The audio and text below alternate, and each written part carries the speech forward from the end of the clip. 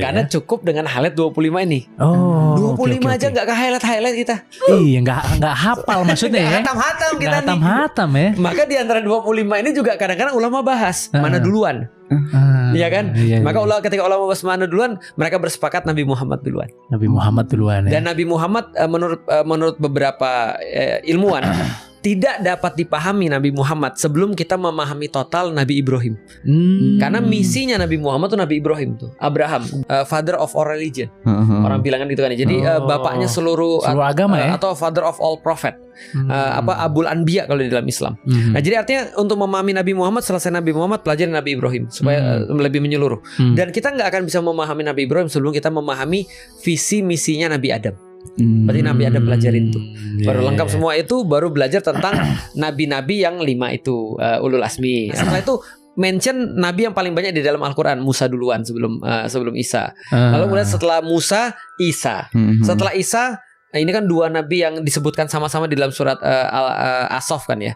Kalau aku bahasin nabi-nabi yang paling apes. Gitu paling apes. Mendapatkan ujian daripada pengikut-pengikut. Salah satunya ini pengikut.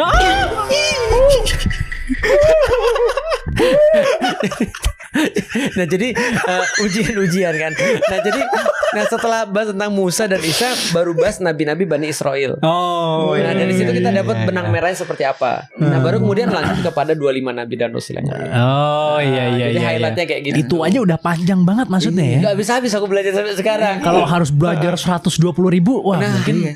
Nah itulah akhirnya kita perlu membedakan pengetahuan mana yang akan membawa kita pada tujuan kita atau pada produktivitas kita. Pengetahuan mana kita bisa kemudian skip dulu. Dari 124.000 tadi ya nggak salah ya. Jumlah nabi, ada salah satu nabi yang cukup terkenal nih.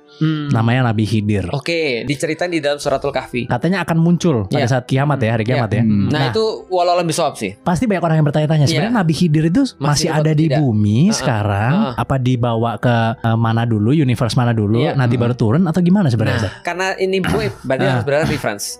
Nah maka kalau ketika aku nyari-nyari reference, bahkan tidak disebutkan nama Khidir di dalam suratul Kahfi. Oh gitu ya? Tidak, cuma dikatakan abdam min ibadina atainahu rahmah, kata Allah. Bahwasanya dia adalah cuma one of my servants. Jadi ini kayak diceritain gak penting banget nih orang nih ceritanya. Jadi padahal Musa disuruh nyari dia untuk belajar. Musa itu udah penting banget, ilmunya selautan. Makanya disebut dengan lautan ilmu Musa. Pengen belajar nyari orang yang lebih hebat daripada lautan ilmu, gampangnya gitu ya. Tapi Allah menceritakan dengan abdan min ibadina. Dia cuma salah satu hamba di antara hamba-hambaku ya. Tapi gak dikasih tahu namanya siapa. Tahu dari mana kita namanya Khidir? Salah satu hadis dari Rasulullah. Rasul bilang Khidir itu adalah sebuah gelar buat dia karena dia berpakaian berwarna hijau.